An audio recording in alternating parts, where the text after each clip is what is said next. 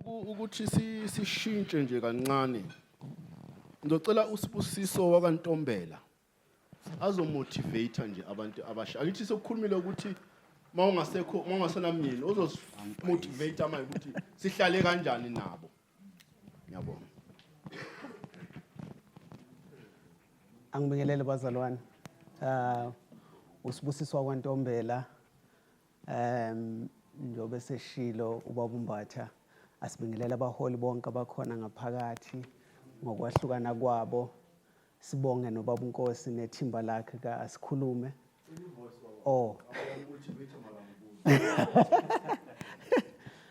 Asibonge ithuba ubuholi buka asikhuluma obusinika lona lokuthi sihlangane ngalolu hlobo. Ngihamba nobaba uHadebe, uDokotela uSibisa akakafiki nabomama basekhaya. Siphuma kwinhlangano ebizwa ngo-Spiritual Family, inhlangano eyenza into ayicishe ifane nalena. Sikholelwe entweni ethi akwakhiwe imndeni yakhiwele esisekweleni esinguKristu.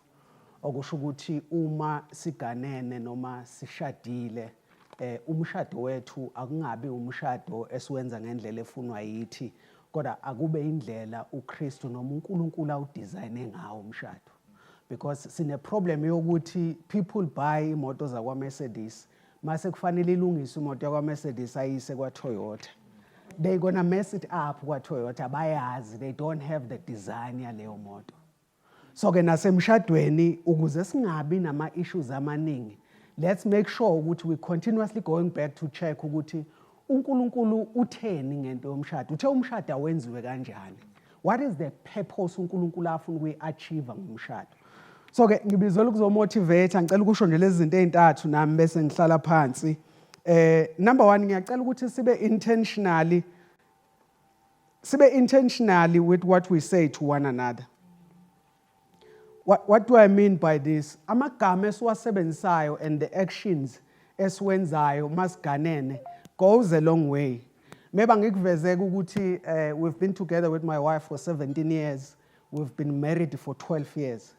Why ngisho lento? Kulula ukuthi umase uhambo selithe kuba lude endleleni singabe sisanaka. Nezinto ebeyibalekile bengizenza kumkami noma indlela ebengimthatha ngegugu ngakhona. Uma iminyaka ihamba ngimjwayele nje ukuthi ukhona namagama esengiwasebenzisa mangikhuluma naye ashintshe ngenxa yokuthi sesihamba ibanga elide.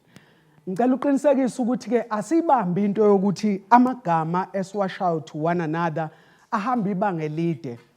Whether imoya iphakeme, whether kujatshulwe, whether izinto azihambi kahle, amagama esiwasebenzisayo to one another are very important. The day nje mina ukwenza isibonelo, the day unkosikazi wami engibiza ngegama ngiyazibuza ukuthi kwenzakaleni namhlanje. Ikhona eseyenzakalile le engasahambi kahle, because akhona amagama angibiza ngawo on a normal basis. The day eshintshile egameni engibizwa ngalo kithi la ngizalwa khona, ikhona into engasahambi kahle. So amagama abalulekile ile point yami yokuqala ukuthi let us make sure ukuthi uhambeni lethu we are intentional ngamagama. Angisho ke nale ngoba we are dominated by abaholi nabantu ababizwe uNkulunkulu. Let us work together as couples, whether in ministry, whether in business, whether in careers. Into yokuthi ngiqashwe kwamlungu unkosikazi wami angazi ukuthi ngenzani emsebenzini, it's a challenge. It means we are not working together. We need to be able ukuthi endleleni sihambe sonke ukuze sizokhona ukuthi masikhula sikhule sonke kanye kanye. You find a situation ukuthi umholi is growing spiritually ku ministry uvuthiwe, but because mama umshiye kude size simbone ngathi umama ngathi akakholwa kahle, ubaba wenza kanjani kanti la? No, it's because ohambeni labo abahambi together. Into yokuganana ithi let us walk together. Let's walk together, whether season in or season out. There are different seasons emshadweni, we're not going to talk about that today, but doesn't matter which season esikuyona, but let us walk together. It's the world against us. It's never one another against each other. Let me move. There are things ngalesikhathi siqala ukubonana which was important ezazisijabulisa sizenza ndawonye. In my motivation, I want to encourage us, don't stop doing those things together. If benabantu that enjoys traveling, do not stop traveling together. make it a point. If it becomes a once in a while, once a year, I mean, because isikhathi asikho, because sesikhulisa abantwana, but let's be intentional ukuthi we do those things together. If we enjoyed date nights together, let's be intentional by doing those date nights. Ukuthi we've been together for 17 years, it doesn't mean ukuthi ayisenzi sense or ayisabalulekanga. It's still important. It gives us an opportunity to sit together without abantwana and be able to connect as a couple. And we're able to stay together kanjalo. So let us make sure that we maintain things that, because as fun lezi zinto, mhlampe kwamtshali, it was something different. So angifuni siphume la sithi kwamntombela uthe we must go on date nights. No. Lena nijabulela ukuyenza ndawonye. If nanijabulela ukuyodlala ibhola together, keep doing that. If nanijabulela ukuyolibuka ke mawuthi awudlali egroundini, let us do it. Let's not stop doing that because it keeps us together as a couple. Number 3, dream together and set goals together. Uthi ngifike kwaNtombela sengithi ayi bengibona ukuthi asiyeke lesiyenzayo manje mama asenzele.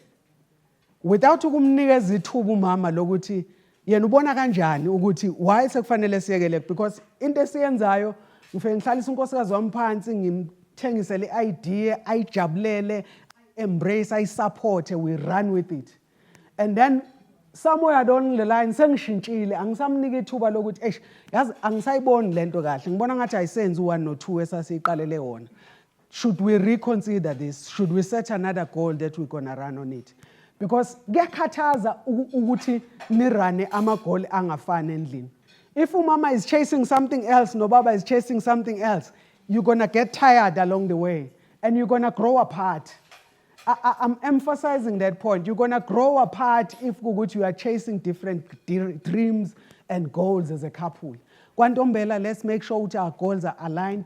We are chasing izinto that we work together. Ukuze the day we celebrate together. Because that's how our couples end up competing with one another. We are competing because omunye ugijimise enye nomunye ugijimise enye. And then omunye may succeed. We are not happy because akusile bengigijimisa mina. Asikakafiki kule efunwa yimi. So let us do things together. Let us run our goals together. I'm going to this will be the last one. Bese ngihlala phansi. Stay patient in the hard seasons. Be patient with one another during hard seasons. I'm going to make 2 examples. Hard seasons could be a season where one of the spouses is going through a healthy challenge. Whether there is a disease that we are treating like kaya, umama uyagula, ubaba uyagula, let us be patient with one another during those hard seasons. Another hard season that we might find ourselves in is a season of drought financially. As a family, we might find ourselves struggling financially.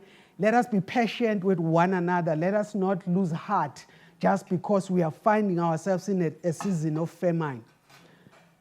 Another example I'm going to make is the season yabantwana. As we raise abantwana will challenge us as a couple. And during that season where we have a child that is challenging us to the core, let us be patient with one another because our views are going to differ during that time. But let's remember ukuthi abantwana abethu sibakhulisa ndawonye. And the part that always confuses me kulento yabantwana ukuthi abantwana, they were not there when we met. And abantwana are going to leave home at some point. So I'm clear, mina bazalwane, I'm clear. It's my wife then everyone else. Because at some point, these kids are going to leave this house, ngizosala naye. So if I'm not intentional ukuthi sibe together, sihambisane endleleni mina naye, I'm going to find myself one day ngihleli ne-stranger kwaNtombela. Because we took ifocus yonke, salwa ngabantwana, salwa about everything. We didn't want to be patient with one another. We didn't want to understand where another person is coming from. Because we have different perspectives. We must engage as couples. So Leon, unkosikazi mayengichallenge on izinto engicabangayo, akangichallenge because uyangidiscredita. But uyangichallenge so that we make sure that we check every possibility. Ilento yokuba umsizi, I think islimazile babumbatha usuzovala into yokuthi We have walked emshadweni thinking ukuthi umsizi, we thought of example ye-helper yasendlini. It's not what i-helper yasemshadweni, the definition kankosikazi, it's not the helper yasendlini. This is someone who's got a thinking capacity at your level. This is someone who can challenge your thinking and help you to sharpen what you're working on. So that's all I had, Baba Mbatha. Ngiyabonga kakhulu for your time, Baba. Cha yena uyamotivate. Asiwazi ukubuza motivator ama question. Angeke bekafuna nje ukuthi asikhuthaze, usilethi isikhuthaze ukuthi sikhuthale emshadweni yethu. Ngizocela umama wethu, umama Zondo, uPastor MM Zondo ozoza ngaphambili ozokhulumela isihloko lesi esibalekile umakoti nomamezala. Ngasukumpungana. Mhlambe khona ezokubamba azoyisho ubuphuma nje.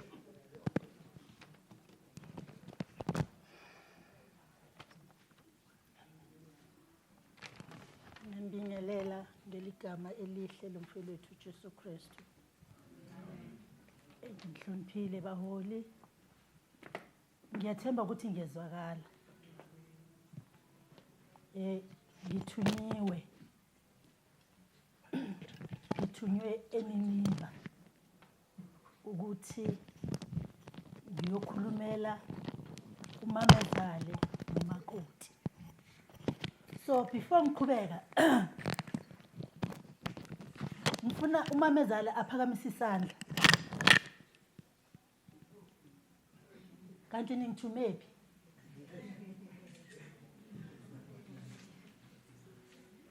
Hallelujah. Angikwazi ukuthi ngikhulume namamezala engekho. Akwazi. Fanele ngabe bakhona umamezala bazozwa nabo. Amen. Abomakoti ngicela niphakamise izandla.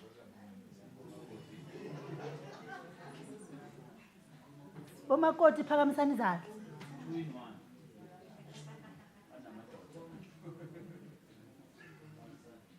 Kahle ngizokhuluma nabomakoti.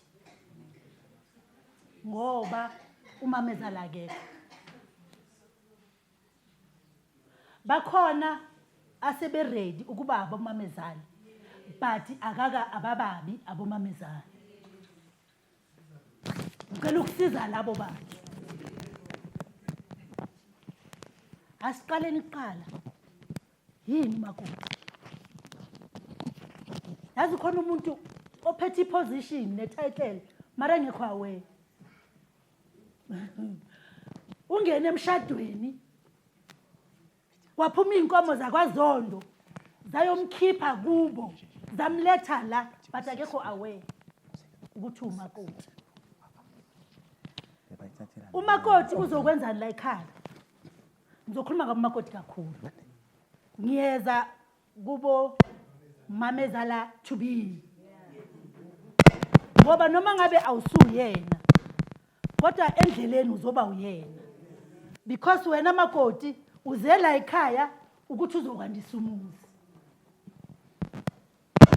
Labantu bobabili umakoti nomamezala bezela ngepurpose eyi-one. Kungenzeka ukuthi ikhathi zakhona azifani. Omunye ufike early waze wajwayela amadlelo la. Omunye wafika late. Uma ifika late lo ngoba yena sekaza amakhona la ekhaya. Sekazophulisha. Hallelujah. Amen. Makoti.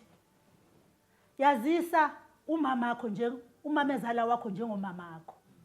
Ukuzohambeka endleleni. Kodwa uma uzothi ngumama ongemama awuzukunginikeza i-full respect.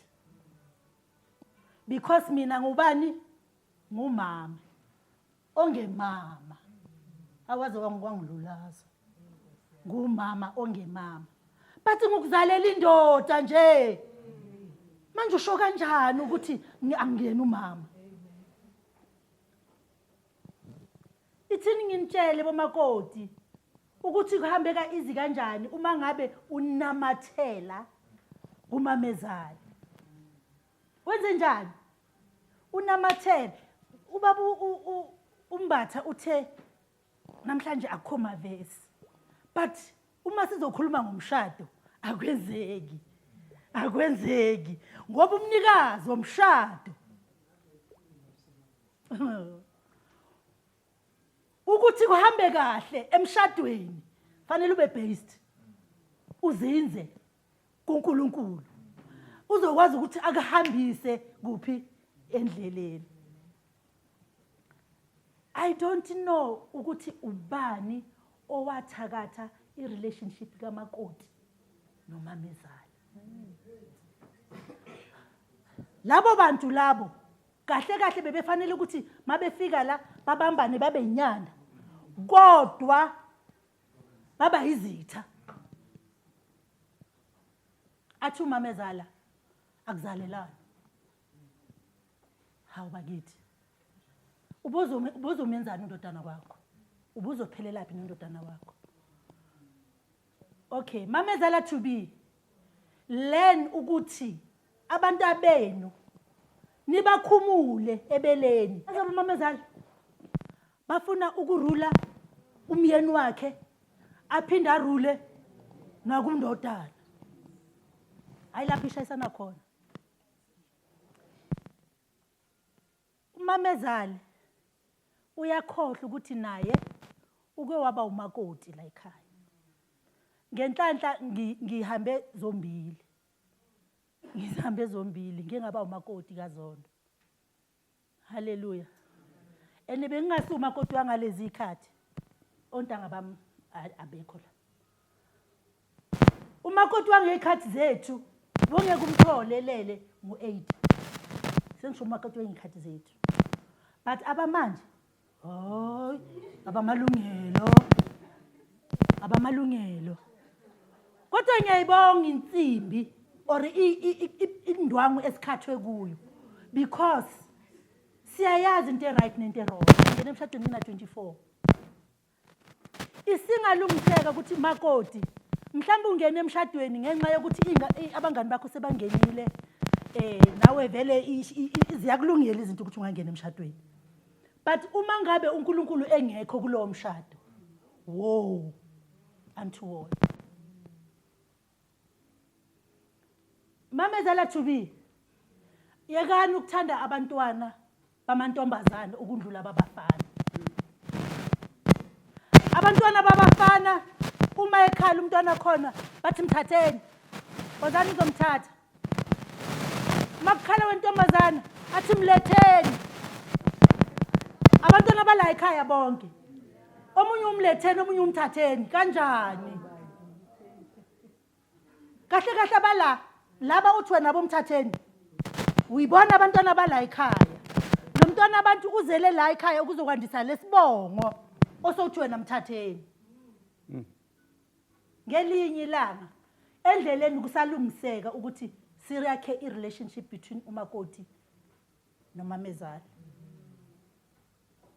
Yazi ukuthi uRuth namazi uRuth bebe umakoti bobabili noOpha. Ungambiza ungathi Orpha or Opha. Kwathi mase kuhambe amadoda abo uNaomi wathi nisasebancane sengimdala mina omunye nomunye akabuyele kwela kubo. Azange uOpha amosha isikhathi papa. Azange simosha isikhathi. Wathi ngibonwa yini? Wathi mhlaba. Wayoqala phansi. Phathu uRuth. Wanamathela. Umamezala. Ngithema ngiqala sifuna umakoti anamathele. Hlabangani. Akanamathele umakoti. Akunamatheleki ngoba umamezala the way engakhona angaze athande umkhwenyana okundlula umakoti. Ngithande umyeni kaJabu ngingafuni umyeni umakoti kaMthokozisi kanti sikhandwe ngani bazalwane le nkonzo imnandi ngoba kuyaxoxwa nje bese nawe uyazibona ukuthi hey umamezala ngimgcine nini ngina 2 months ngingakhulumi naye angimazi nokuthi uyaphila or akaphili ene umsebenzi ofanele uwenze wena makoti make means makoti make means noma ngabe ke ngiyahlanya ke umamezala lo ohlanyayo but makoti make means ezokuthi wakhe la ekhaya uhlanganisa umndeni wala ekhaya kodwa phela wena uzokwakha la ekhaya ungathi mawufika la uthola ukuthi ube soba namaqembu umakoti sekatholala kwelinye iqembu ngoba kuthiwa umamezala usile yebo ngisile isikhathi sami sokusa nami bake bangisela phela hayi nami bangisele phela nami ngifikile la ngumakoti hey umamezala wami so nakho engikucelayo babumbatha sengivala ukuthi le nkonzo lezi eziso ungaziniki u20 minutes ngoba labantwana laba uNkulunkulu usiphe nesandleni ukuthi sizoba molder enenkwalini akukho easy akukho easy enkwalini sisafanele sibaqhaqhe sibaqoze ukuthi azobala ukuthi ngina 35 years emshadweni without fail my husband nangya ngimshade eyinsizwa yakwabo bebejika naye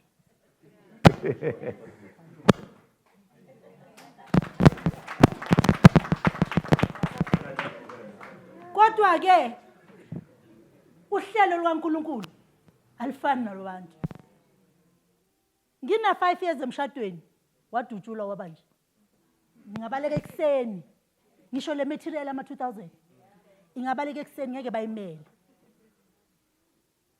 but ngumusa kaNkulunkulu ngahlala from wheelchair manje sidodoba sonke manje ngiyacabanga ukuthi bengenzeli yena ukuthi uye wa introduce uNkulunkulu kimi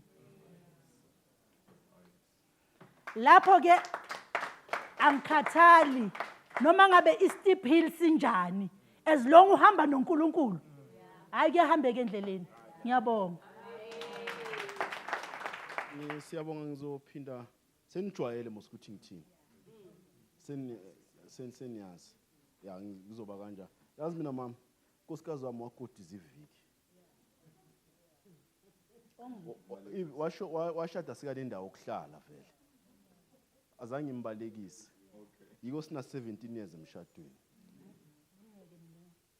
yeah azange iviki it was enough iviki sashada namhlanje sahlala lelo viki esalishada ngomgqibelo sathatha ikhisti omunye umprofeti wathi yabona nje uthatha ikhisti ungahlabanga mbuzi uyaphela umshado sina 17 years namhlanje kwakubhuti wami wayithita lo 17 years namhlanje ilokho nje ayikufuna ukuthi noma bebezabo mama abahlala laba banamjobo laba bala akekho kodizile sesingabanika nje ama question akekho bayabalwa abakodizile ngicela bason yazi ngizocela senzeni kanje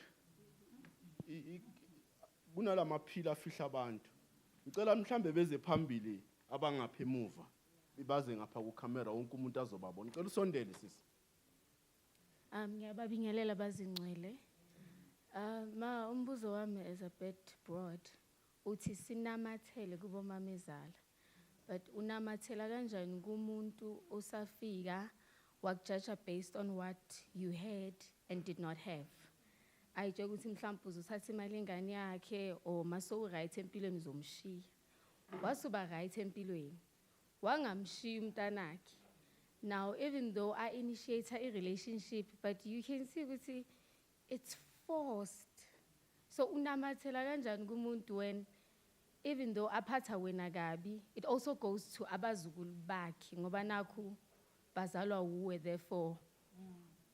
And then laba abanye abangazalwa uwe obafica emshadweni amagolide ngoba laba bakho it's yeah iloko nje ma. Mhlambe ukhona ufuna ukuphendula. Ukhona ufuna umphendulela wona. Hayi bengathiza kuwe.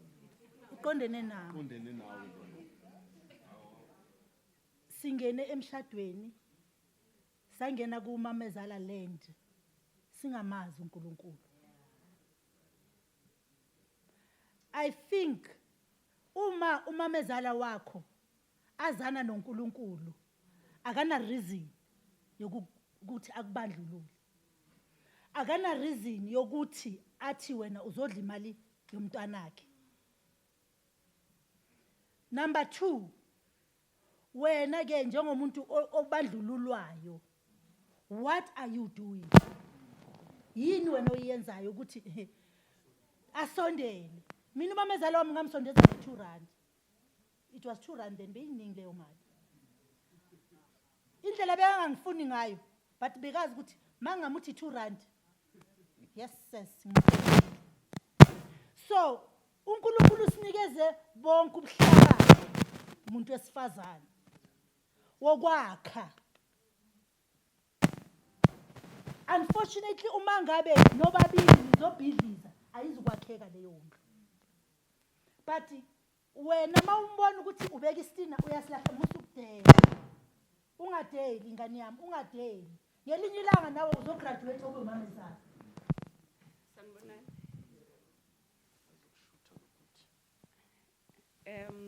Ngizothanda ukubonga ithuba nangumnyeni wami njengoba deseshilo ukuthi besivuselela nje manje ngoNovember sino 11 years.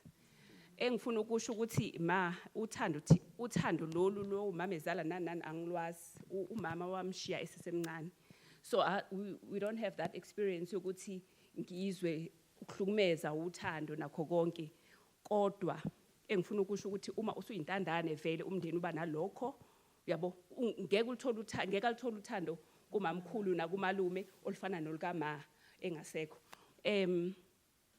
Kwesisikhathi uyazenzela ake ngisho njalo mina mangifika okay mina ngimbizi ngesibongo ubhuti nje uyazi ubhuti usisi si comfortable ngokubizana njalo masifika khabo ubhuti kuyaye kube ukuthi ngifika ngithwele ngiyayincengela mina ngiyintandokazi ngifika umalume ngemazi ukuthi uthanda ikhaseli ngiyayiphatha ikande lekhaseli umamkhulu ngiyazi ukuthi uthanda impuphu ufika uyazenzela.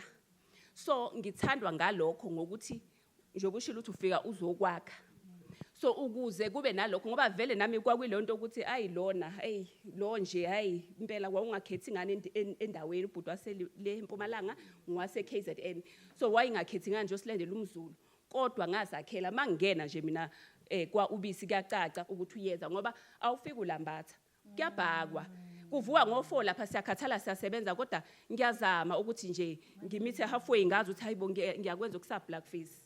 Uyayizwa lonto leyo. So asizameleni sincengeleni kulabo mama bazizalela amadoda omalumekazi nobani nabo self bayasafara abayeni bethu kodwa let's make it easier for everyone. Let's try ukuthi sibamitha for egcineni ifamily. Uyayizwa uyawuthanda umndeni wakhe angeke ngimxebule ku noma be wrong kangakanani ukusasa umndeni wakhe. So in order for me to fit in I must try as well. So ngiyabonga. Siyabonga bekakuphendulela kahle. Angibonga ukuthola ithuba. Mama ngenemibuzo mhlambe emibili. 1 umamezala wafika ezogana la ekhaya. Ngafika nami ngizogana la ekhaya. Nanku kumbuzo. Ngidlula kanjani uma akangithandi kuba ngiphuma ekhayeni elihlwempu. Kanti yena ubekade ethanda nangiyaloya geli loya ophuma ekhayeni elirich odrive imoto ofika no plastic la ekhaya. Mina mangifika ngifika namakhekhe amaqinile. It's what I afford. Number 1. 2, ngibhekana kanjani nomama ongakumukeli ukuthi ngumakoti wendodana yakhe and I'm here to stay.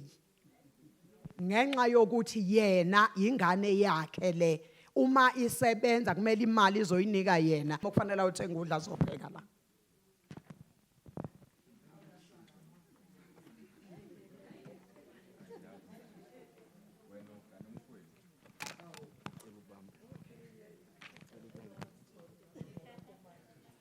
Ngicela ukukuphendula kanje mama.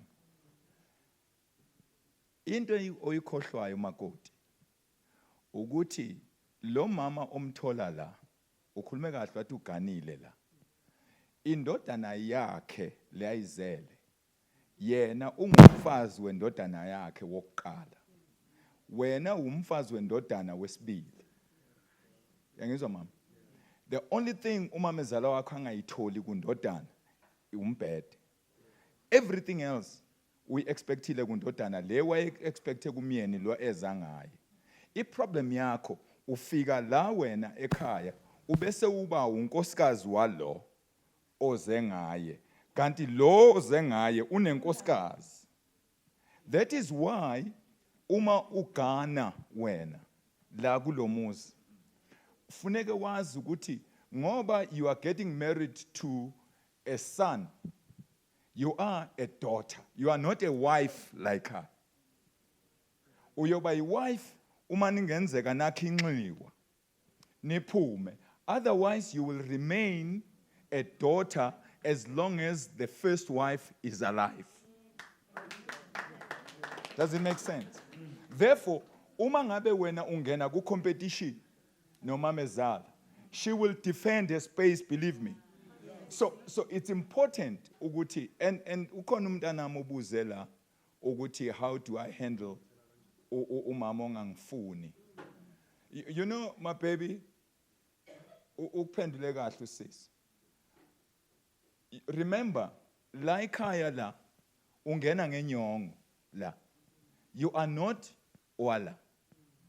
So until you adapt into the systems zala, you will always remain a visitor.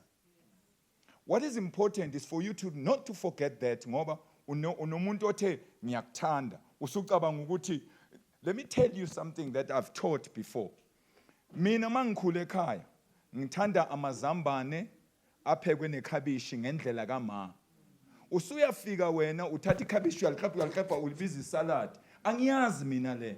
So uma ngiyodla lawa kama engikhule ngawo for 36 years engiwathandayo angwazi la wakho mase ngifika kakho usithi yeah, why did you go bengiphekela bani? No ngiyangwaziyo. Sekufuneka manje mangiyekhaya ngiqale ngihlanze estradini before ngifika kuwe because uyalo.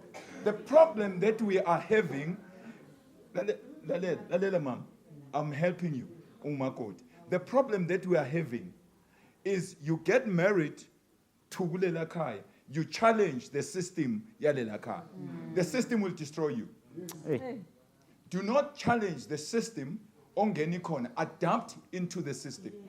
And the minute you adapt into this system, and you know umama uthi I saved a 9-year divorce. A couple was divorced for 9 years. I saved them. Today they're like this with the mother-in-law. You know what I said to this girl? Simple. Go to mother-in-law and ask her, Mama, we ask Guti, umyeni wami is a birthday today. Ngicela ungisize ngimphekele kanjani ini. Alela ke mntanami, uyala. She was trying to even teaching this lady ukera mazamba. Everybody knows that. But she felt so proud because she was given her position as a first wife. She's the first wife. Okay, bese ngwenze njani mama? Uthe mayiqeda lapho, wathi uzombona mayifika la. Angithi uyazi ukuthi umkhulise ngale nhlobo yamazamba. Don't change the system. Uma ngabe lo mfana ukhule edla amazamba naphekwa kanje, try and learn to cook the potatoes the same way. Don't come in and say, I know how to toast them. No, it's not going to work. It's not going to work. And then, oh, I call this Shan. And then what you're going to find, my baby, is that uma ngabe ujwayela amazambane aphekwa njengala kamahla ahlanganiswa nekhabishi, and you do that, you know what is he going to say to you one day? Oh, Stando Sam, I was wangikhumbuza ngikhula. He is used to that. Don't try and change us. The problem is, once I marry a woman that tries to change me, I will defend that little space. And mangifika ekhaya ngizothi mangiphuma emsebenzini ngiyodlula ngakama ngiyodla ngibuye ngapha. And that's very offensive kuwe. But it's a system that I'm only used to.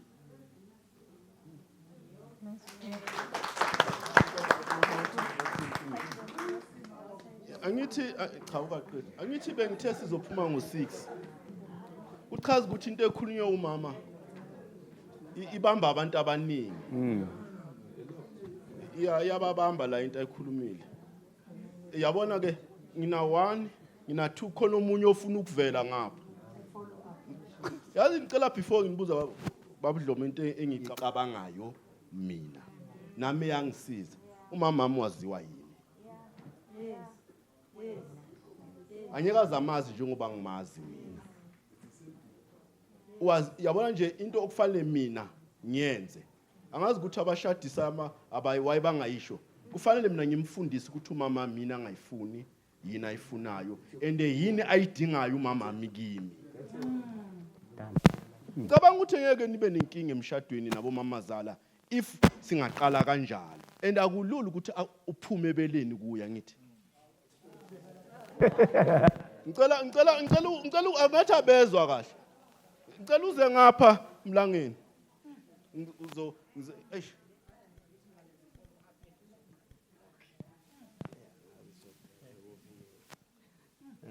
Sanibona. Sibingelele ngokuya kwezihlalo abantu abadala. Igama Ayanda okwamajwa. Then 2 cent enginayo. Ngibona ngathi ushaywa kakhulu kubo makoti. Ekubeni umphathi uqeda ukusho khona manje ukuthi ubaba uye wazi umama wakhe. And then kuba nzima ukuthi mangabe umakoti afuna ukusondela kumamazala umkhwenyana angavumi. Abakhwenyana khona manje they tend to ukwamukela too much kubo makoti and then adopt into zaka umakoti akhohle ukuthi kumele asondeze umakoti kumamazala. And then mase yenzeka kanjalo ke nangu umakoti sekayazi ukuthi uyalawula la kumkhwenyana. And then should there be a challenge between umakoti nomamazala?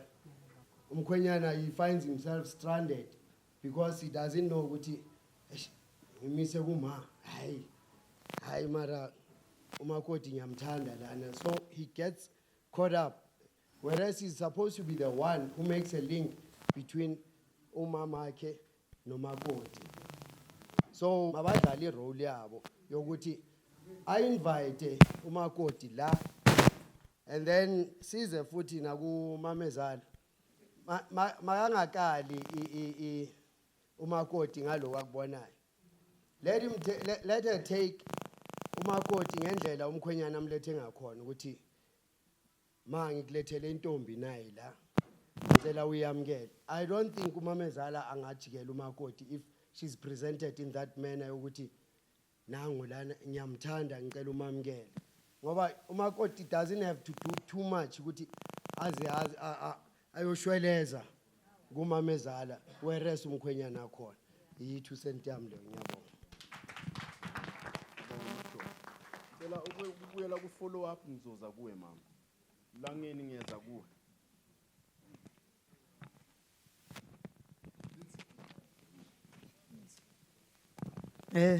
Ngiyabonga.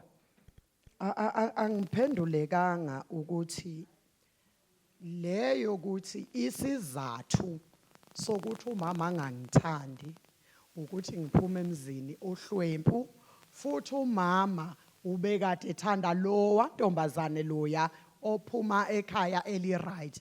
Amphendulekanga lapho, ngiyacanga umama uzongiphendula.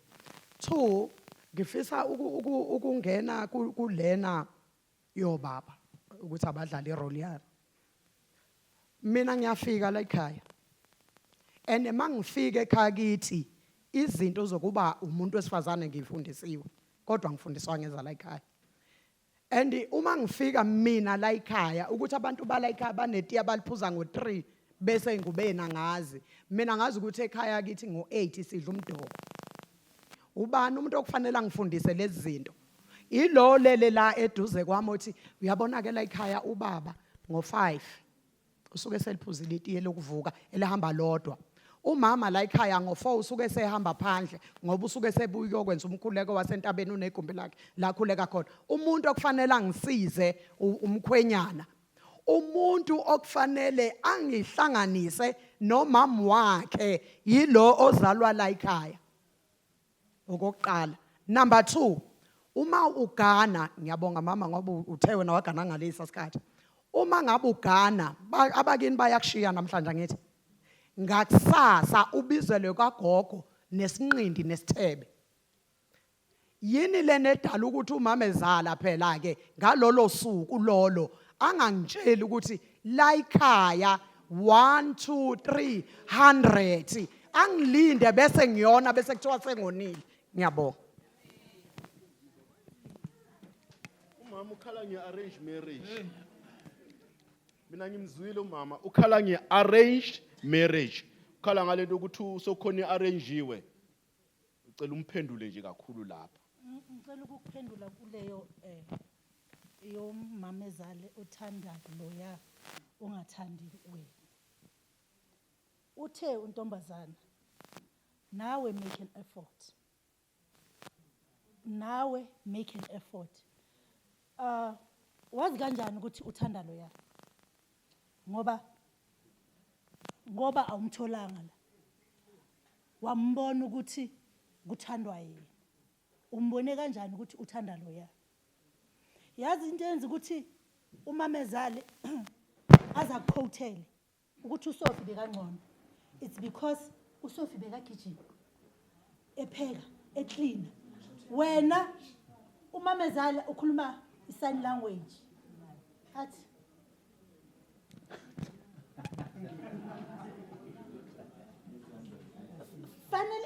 fanele udlale irole yakho.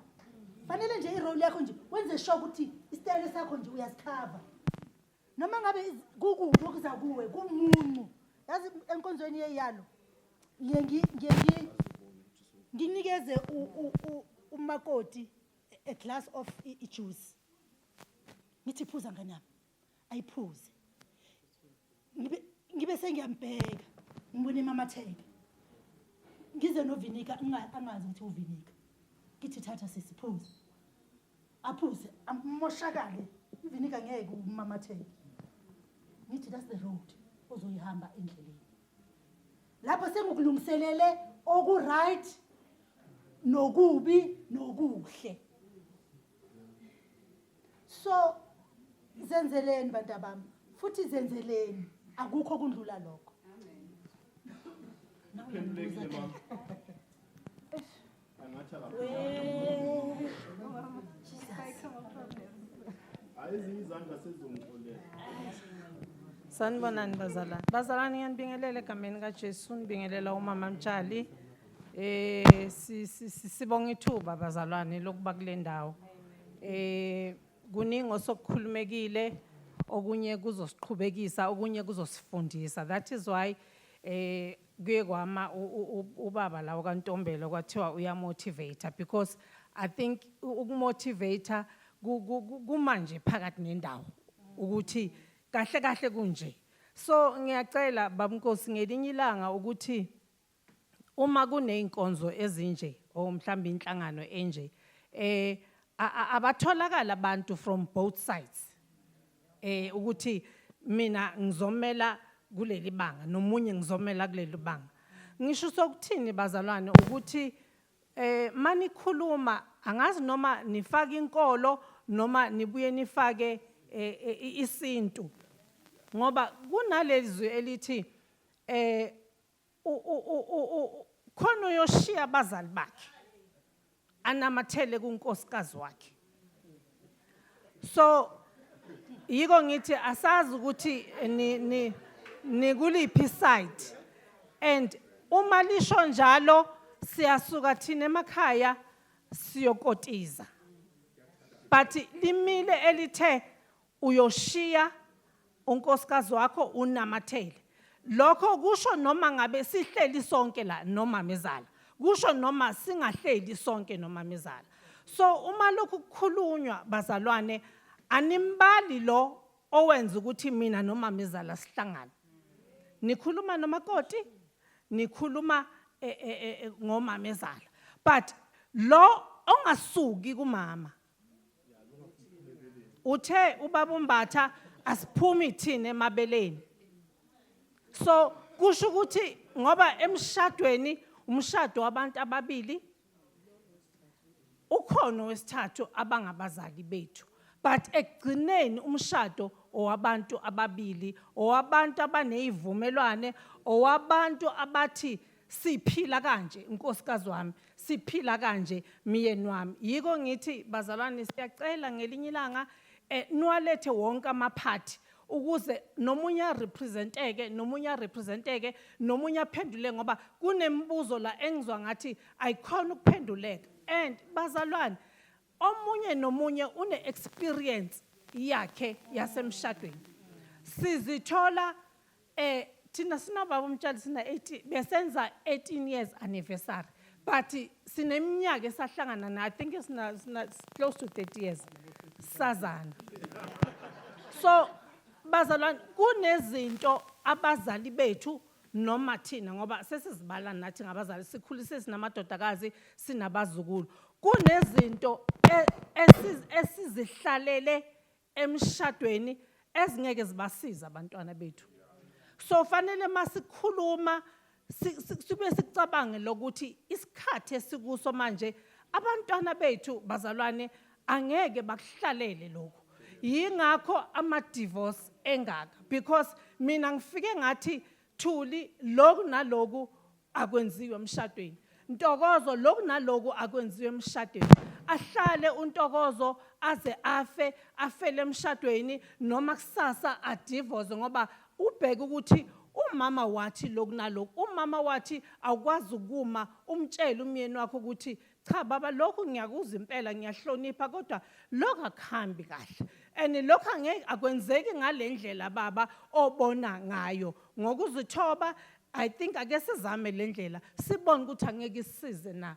Ngiyacela bazalwane ake sirepresenteke and sizibheke izinto ezisihlalise o 25 years sizibuza ukuthi lezo zinto sisajabulile yini emshadweni noma sihlalela ukuthi ngihleli mina emshadweni isikhathi eside but umntanami ngelinye ilanga uzolimalela lokuthi umama wahlala emshadweni ahlalela lokhu kodwa mina ngiyafa namhlanje ngibulawa lo Nkosi umusi. Siyabonga umama shuthi beka bamncoma umama. Okay, ngishilo ngathi isihloko lesi singithathele isikhathi ngathi sini kuchaza ukuthi ngeke sisaphuma ngalesikhathi esithi sophuma ngaso. Kukhona esilandelayo manje ngathi naso sizoba nesikhathi. Makeqeda ubaba lo ozoma la sizoya sithi nje ukukhuleka sithole nelunch before kona sizophuma ningakhathazeki. Na mawunenkinga akhona ama room okulala la 890 ungalala nje ya akunankinga mangabe isikhathi abo baba bakhona bangabheka amaphakethe wabo singaphuma late silale khona la akunankinga. Ngizocela ubaba Thabethe aso ubishop elect Thabethe asondele. Sanibona. Njani? Bazalwane ni right niyaphila. Masinyani ngizokhuluma ngebedroom. Hayi kwathula masinyani nje why ningajabuli kanti? Ngizokhuluma ngebedroom. Sinomama sine 18 years ngoJune sishadile. Mhlambe ngabukeka ngathi yeah, sine 18 years noma sishadile. Sina 20 years isazana next month. Yeah, ngomali. So esimhlanje bona eyasemshadweni ngoba abantu abaningi bane problem ukuthi emshadweni abayenzi izinto ekose bazenza ngithi. I-problem ekhona kakhulu kubo baba bethu abakhulu kithi ukuthi before sishada bathi sex before marriage it's a sin. Angithi bese siyathuka ngisho basuke basigcinele ukuthi singayi siyoyenza lento leyo. Mase sibashadisa futhi namhlanje I'm so not happy baba Nkosi because sifundise laba baba 2 years man abangenayo manje le hloko sami lesi la kini ni experience edlule yami. Ngithi kusho kakhulu yiloko ukuthi mabathize married emakhaya siyasaba ukwenza isex semshadweni. Ucala la ndaba yami.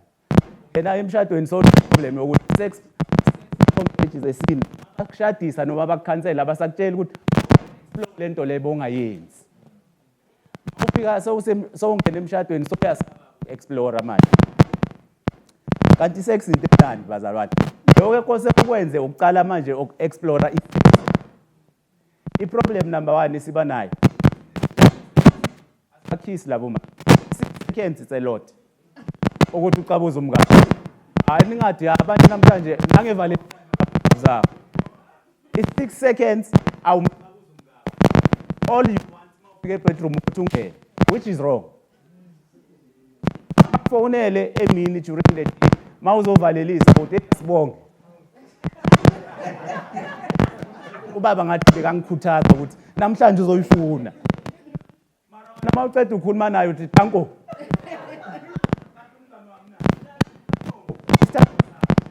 The more we take relax. Mawuceda awuthi nokumthi. Abanye baba namhlanje umama babo abazi ukuthi njani mase bakhumulile ngoba bacisha esenza ukuthi singa enjoy ukeva isex nama partner wethu noma making love it's the same position that esihlala isibuka. Angeke since sahlangana thina sazi ukuthi masiyolala sekamereni ngiza phezulu ngiyachama seyishayile ngiyalala. The danger part ukuthi lo muntu lo namhlanje kune social media we are all exposed. Ubona ezinye izitayela lapha akunamuntu ongazithandi. Sikhululekeni bazalwane manje sisenkonzweni emnandi yebo nasi. Akekho umuntu ongasithandi isitayela, umuntu ongafuni ukuthi adunuse noma yena avule kakhulu izinyawo zakhe noma imissionary. Bazalwane bathi sengizokhuluma ngebedroom mina unfortunately and bathethe omncanyana. So mangabe azithanda izitayela futhi abomama bobaba asisiza le namhlanje bayazithanda izitayela. Ungambona hlala bheke phezulu. Ulinde wena ezelina ukuthi show me angithi uthi uyolida wena. Show me. Bayazithanda ningahlali nje ucabanga ukuthi wena mawusola ukugibele phezulu kwakhe uright. No. Shaya lo muntu umthinje ama position. And mawungashayi uzombona nasenkonjweni Sunday ukuthi lo mama lo akayitholi nje. Futhi le wesi omama umphathi yazi kubuhlungu umama umhola ngene enkonjweni ngobuso obusawa man. Just because when we are musician yazi umama oyithola endini na Sunday esontweni ufisa ukuba nesemoni mawubhizi ushumayela uthi go papa. Tswana ngayo ukuthi hayi no Saturday every Saturday wenza show ukuthi uyayithola. So iTP yami elandelayo bazalwane. Sesikhulumile ngekiss communication ibalekile. Hayi phela kunabo baba abangafuni ayisho ukubonelo. So i-communication is very important. Ukuthi mangizolala nawe nasemini prepare umtshele ukuthi hey nkosikazi namhlanje sithando sami. Hayi uthabethe ngathi usemandleni.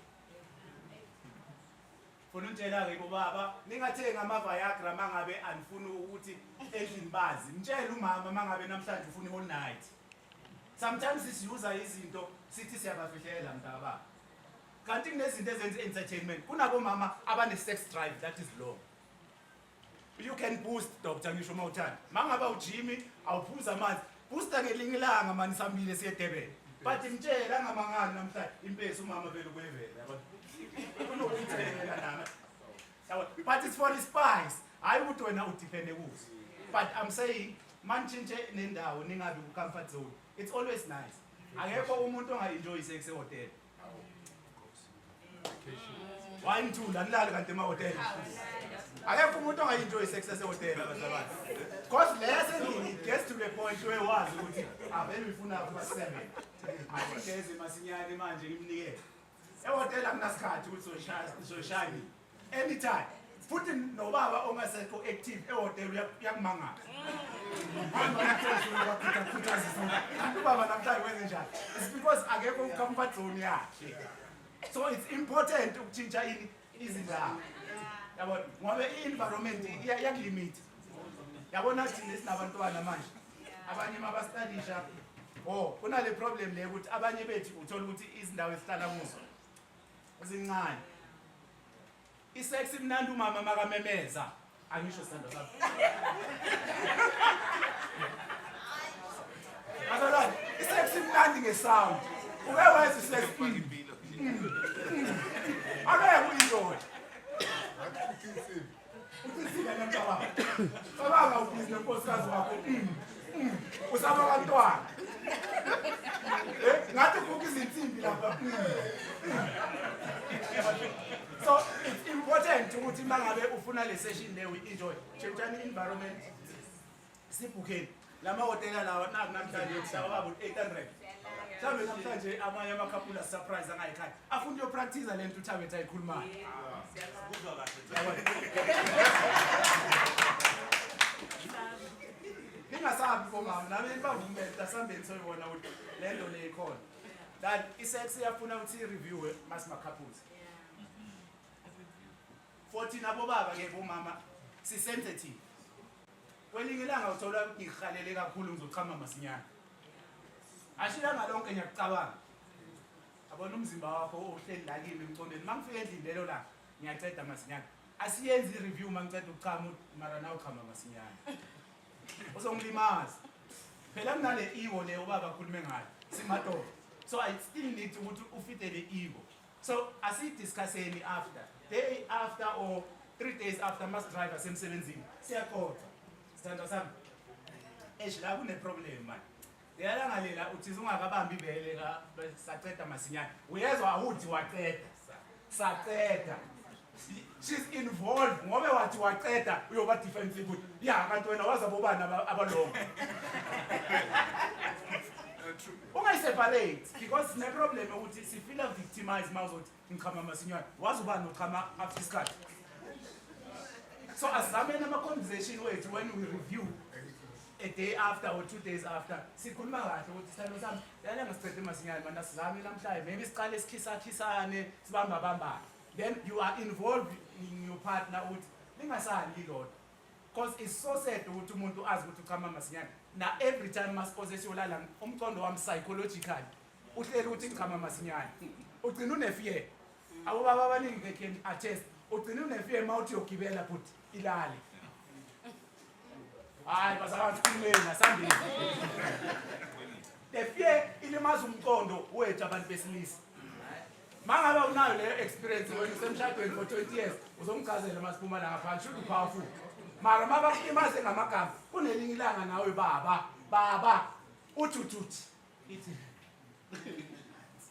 hey bayincenge manje bayincenge baze bakufakele nephone asokhuluma ngepetrol bomama vumani mceli bayizama ayisho manje mntaba bayazama ukuthi aba mara akhohli umama ukuthi ulimazwe nguwe.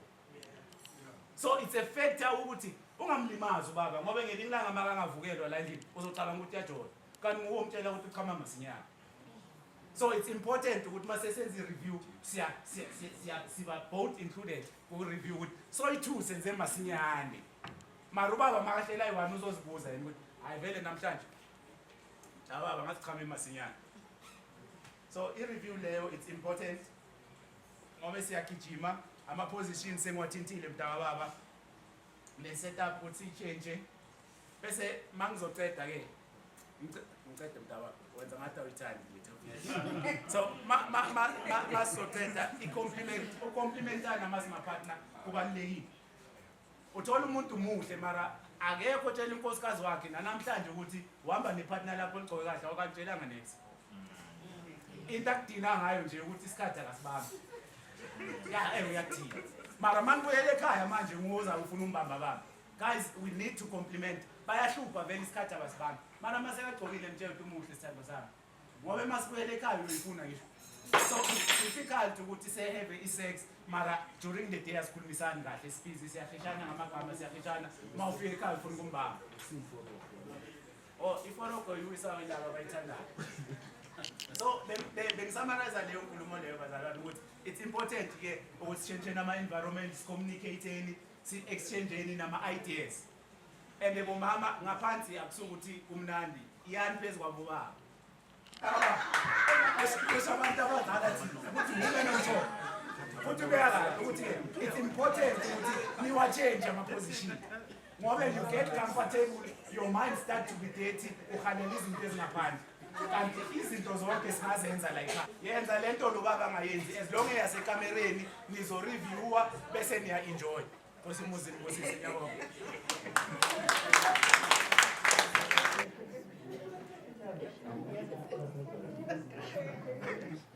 abantu abala endlini they will understand ukuthi why ngicela uDr uSibisi abe ne-comment ngoba kukhona into angitshele yona ngenhloko and uyishilo lo baba namhlanje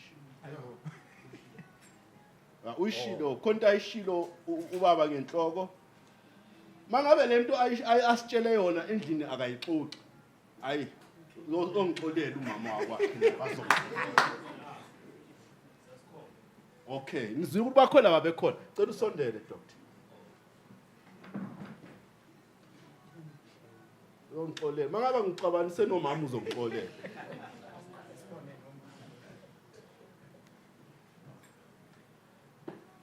ngambheki washo ukuthi iyawo induku ngishukela sanibonani esibingelela abaholi omama inhlobo zamakhaya nabaholi bamasonto amen ngokukhethekile ngibingelele umalume kankosikazi wami lapha kukhamera amen bazalwane amen okay okay ngijwayele ukukhuluma enhlokweni bazalwane ngicela ukubingelela nomkami nkosi yami isikhathele naye nkosikazi hayi Valentine yami le bazalwane uyazi nkosi yami angithi British abathi abakuzwa ngapha ngale muva bacela uphakamisiswe okay mina ngicela ukukhuluma nge-sexual or ED erectile dysfunction. ED. It's common in men and it's most common in South Africa because majority amadoda South Africa nezifo ezi-2 ezibalulekile or 3 ezibalulekile. It's diabetes, is high blood pressure, which complicates to cardiovascular diseases, and it's depression. Amen. Amen. Amadoda amaningi ngizoqala ku depression, amadoda amaningi awasebenzi. So umama uyasebenza. Psychologically umama unamandla. Le kumele iveza amandla ayisakwazi ukuveza amandla. Then ke ayisakwazi ukusebenza. That is psychological issues. Ngiyazwala bazalwane. And then sisuke ke size kule ngiyangibona ngakanani bazalwane.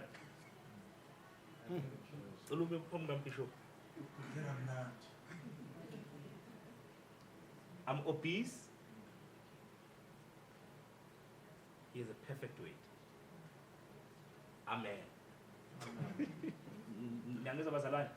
Mina, I am obese. I have high chances of having high blood pressure, diabetes, high cholesterol in my body. That means mina ngizoba nenkinga yani ye-ED. Obesity leads to sexual problems. Amen. Amen. It goes both ways. But emadodeni, obesity go or another thing. With age,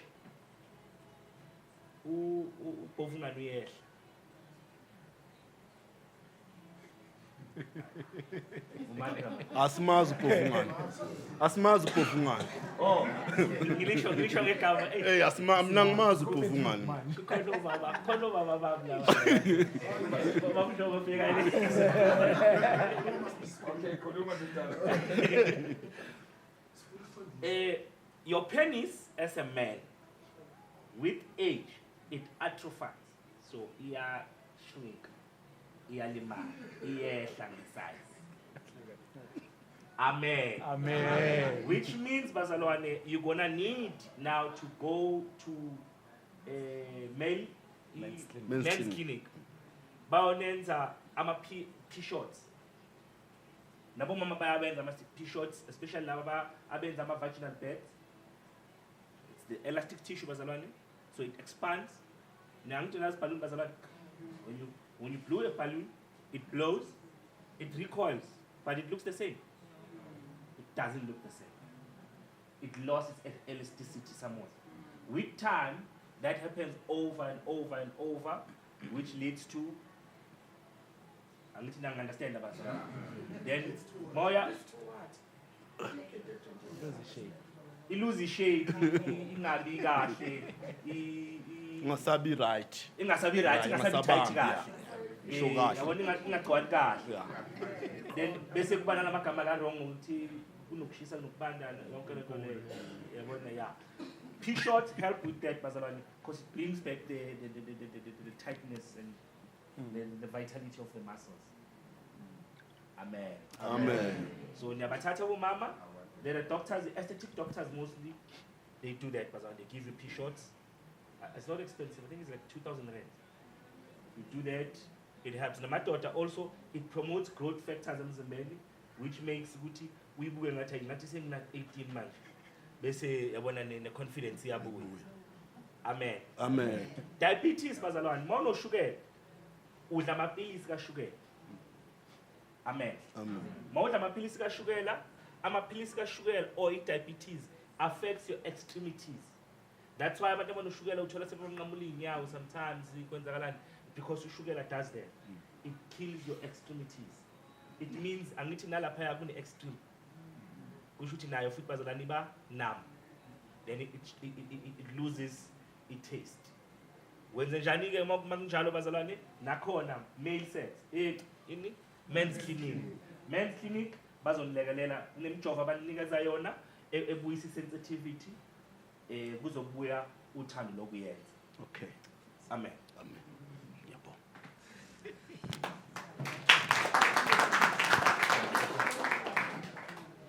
Siyabonga. Ngicela mangabe khona oyiwana ngisafuna i2. Ululile udoctor, ngilule kakhulu. Ngicela oyiwana khuluma isikhathi. Bathi basamcela. Konta ngisho. Ngicela ubaba wakhe. Anyeka abe namahloni. Khona into engayishongo ngoba manje sifuneka sazi ukuthi ubani lo uthi sami siyothola ama-P-shorts. Dr. Smith Bazalwane. Usebenza la so. Siyabonga. Akazwanga nje babonga. Dr. Smith Bazalwane. Awusabe wonke labantu abayakazi. Okay, ngicela nanga ubaba uZondo uye kuphela. Omunye ngisamthathi. Zongibambela. Hayi ngibambela. Okay. Hey. Sanibonani futhi. Niyaphila. Yonke indawo. Konke. Wathi niyaphila yonke indawo. Right. Yeah. Konke. Yazi ngifuna ukufakazela undodana. Umuzi ukukhuluma uloku yasaba. Akufuneki ukuthi usabe singamadoda. Noma ngimpunga kuwe. Khuluma ngqo ipipi lisho ukuthi leli ipipi. Amen. Khona kusokwazi ukuthi ukhuluma ngani. Maloku udrayisa sophuma vele singazi. Amen. Hallelujah.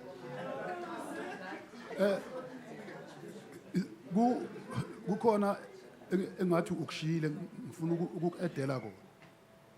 Ukuthi ungehli angakakhala umama. Hayi. Amen. Abakuzwanga le move. Abakuzwanga. Bobaba ngithi ungehli phezukwa mama uma bangakakhali.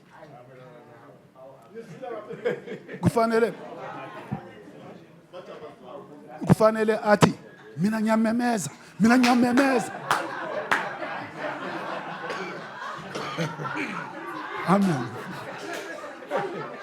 Amen.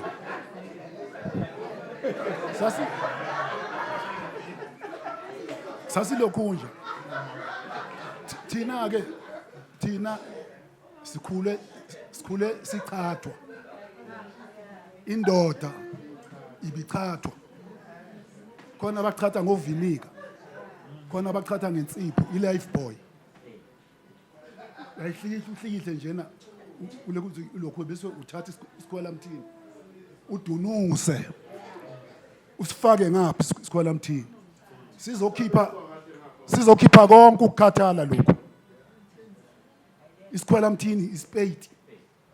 Sizokhipha konke ukukhathala. Phuma yonke into ekhathalisayo. Ukuze ke umama uzomuzwa lapho uzothi uhamba uzomuzwa sakutshela angithi usaba nezingane. Athi mina ngiyamemeza. Hello. Ngiyangizwa bazalwane. Ngiyangizwa. Ekamereni ku very important. Thabetha. Ekamereni umama once ummemezisa ekamereni angamemezi ngokuzenzisa. Azitshela ifikele leyo nto kuyo.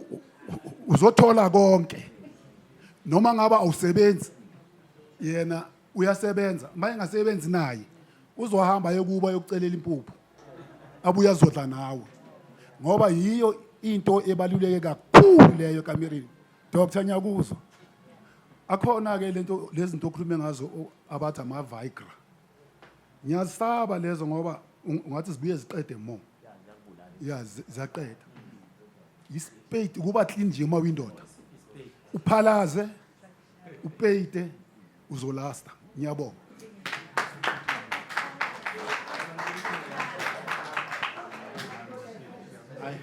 Babuthabethe khulumisa abantu abadala. Cela usidedela khulumisa abantu abadala.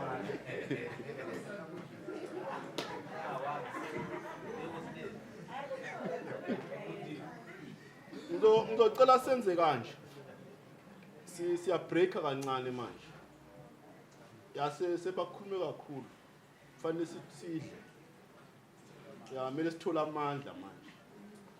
Ngizocela siningenzele ifavor, ngizocela itafula leli.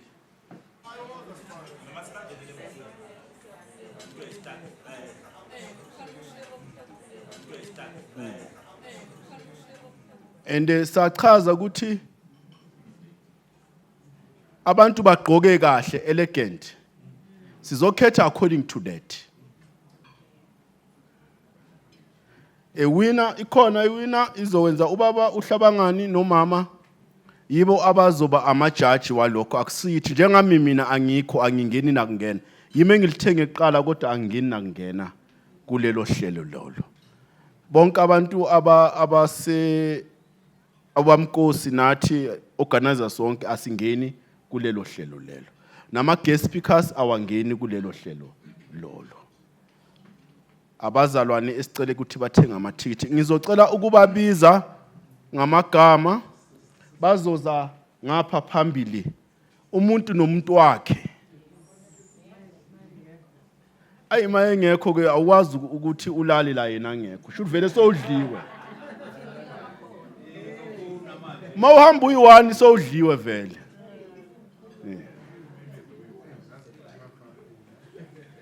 ngicela uMr and Mrs Ubisi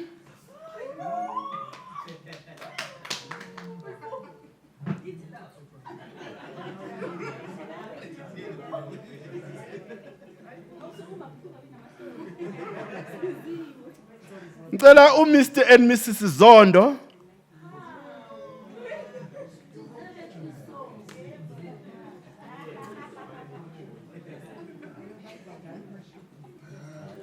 ngicela ukuchaza kuMr and Mrs Zondo uMrs Zondo njengoba angenile la nizwe ngithi ama guest speaker Ya nakuposta nizobona ukuthi akekho.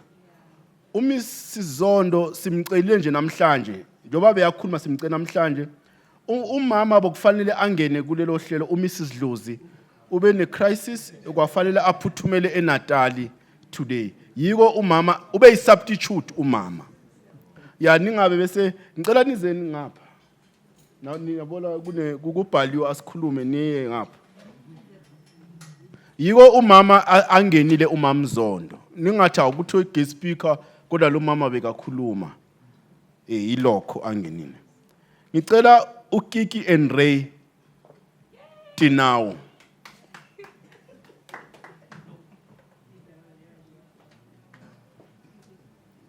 Ngicela uVusimuzi welcome Zwane. Ngicela uze nomuntu wakho mfethu make khona. Ngicela usondele naye. Make ngekho ahlale phansi. Umuntu noshukela wakhe.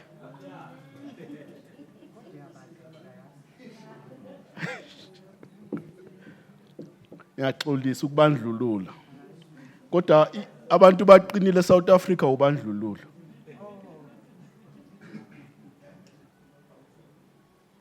Ngicela unxusa, khetha ukuthula nxusa. Ngicela umndeni wakanxusa. Ngicela umndeni wakwanxusa. Owasho uthi ke bakhona. Ngathi banamahloni, khaphule namahloni. Asho uthi bona okay. Banamahloni. Ngicela ubonga Hadebe.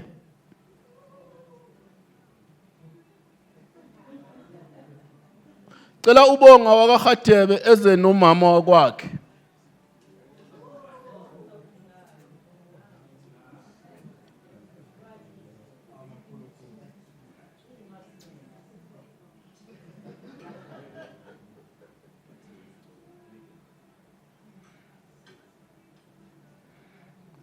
Ngicela uEmbenyana. Embenyana.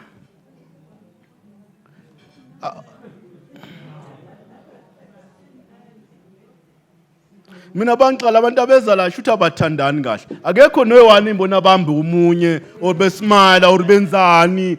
Bayashiyana umunye hamba phambili. Akekho umunye ubona ukuthi hayi baze ngathi nize nonke kodwa la.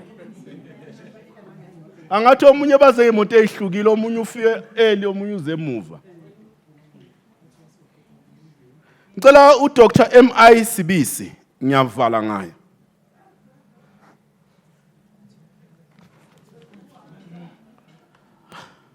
Akazwanga. Ngicela ubaba uSibisi. Hayi ushiya umama. Noma ngene Pick n Pay nishiyana kanye.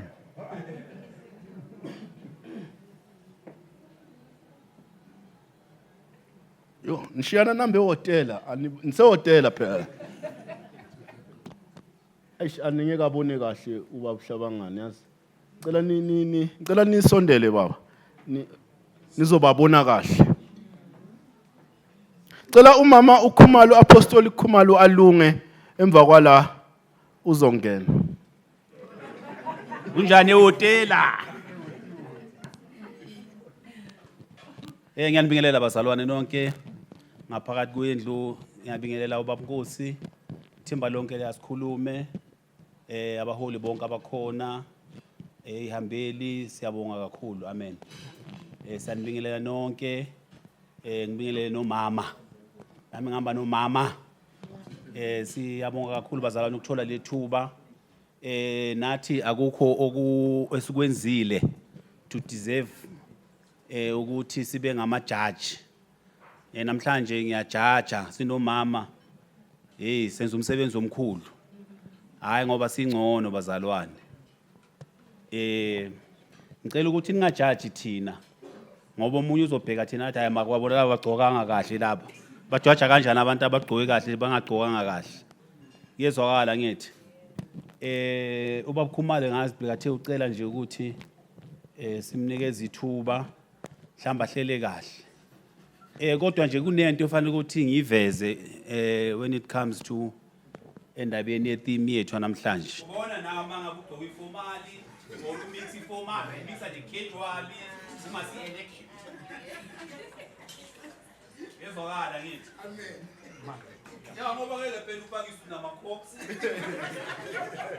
bese uthi elegate leyo yini into ogqoka iyahlonishwa sihamba ama-event kulamalanga sihamba imishado nani nani uthi uma ufika emshadweni ubone ukuthi hayi khona nje abathi ithi ngiyoshopha eShoprite mangibuya ngiye emshadweni sikhule thina ngalezi ayikhathi zethu bokuthiwa kunento ekuthiwa u-dress to kill lama umenyiwe khona emshadweni uzuthi-ke fanele azazi lo shadayo ukuthi uyogqoka kanjani ngoba mina ngizobe nginje hhayi ngoba bokuyini bokuhlonipha nje nokuyithanda-ke bazalwane ukuthi ufuna ukuba muhle ufuna ukubukeka ukuthi noma kubukwe ey'thombeni ukhonje ukuthiwa simbonile naye ubekhona so ngiyacabanga ukuthi namhlanje kuzoba isifundo nakwabanye nakithi ukuthi sibheke iposter ukuthi ithini then sihloniphe lo kushiwo iposter ukuthi sigqoka kanjani asibeni bahle bazalwane and ukuba muhle abufuna imali noma ungenayo uma nje uhlanganise kahle impahla yakho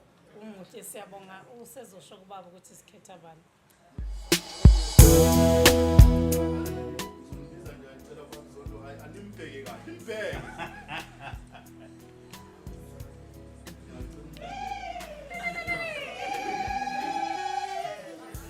Bashayeleni izandla abazalwane